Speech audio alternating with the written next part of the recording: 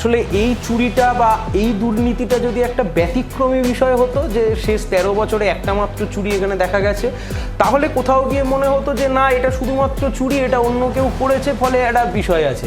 কিন্তু আপনি যদি দেখেন এই শিক্ষা দপ্তরের দুর্নীতি, এবং সবচাইতে খারাপ লাগার জায়গা বা সবচাইতে আনফর্চুনেট যে জায়গাটাই, প্রত্যেক কটা দুর্নীতি যারা সবচাইতে ভিকটিম হচ্ছে তারা হচ্ছে ছাত্রছাত্রীরা, তারা সমাজের একটা বড় অংশের মানুষ। স্কুল এডুকেশন এবং সেই কনসার্ন স্কুল, এর মাঝে কে আছে? খুব নির্দিষ্ট প্রশ্ন। স্কুল এডুকেশন এবং স্কুল, এর মাঝে তো কেউ নেই। তাহলে এই গোটা বিষয়টা কে করলো? হঠাৎ করে এখানে আসলো যে এমন একটা সাইবার ক্রাইম করা হচ্ছে বা এমন একটা সাইবার ক্রাইম হচ্ছে যাকে এখনো অবধি লোকেট করে ওঠা যাচ্ছে না। কি বলছেন আপনারা?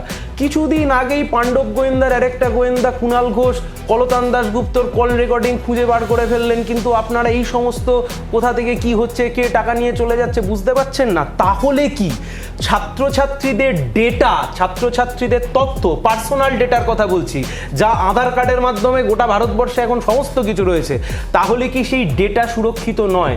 তাহলে কি আমাদের করের টাকা, এখানে বিশ্বজিৎবাবু বলছিলেন যে 5,000, সত্যি শতাংশের হিসেবে 5,000 ছাত্রছাত্রীটা কম। 5,000 ইন্টু 10 যদি করি, 5 কোটি টাকাতে হিসেবটা গিয়ে দাঁড়ায়। 5 কোটি টাকা আমার, আপনার, বিশ্বজিৎদার সবার করের টাকা। এ টাকা কোনো তৃণমূল কংগ্রেসের টাকা নয়, টাকা আমার আপনার করের টাকা। তাহলে প্রশ্ন খুব স্পেসিফিক। দেখুন কে কোন ব্যবস্থা কার বিরুদ্ধে গ্রহণ করছে। এই যে এসআইটি গঠন করা হয়েছে, আপনি বললেন এসআইটি গঠন করা হয়েছে, এটাও যদি খালি চোখে দেখতাম যে ভালো তো, একটা সরকার এসআইটি গঠন করেছে।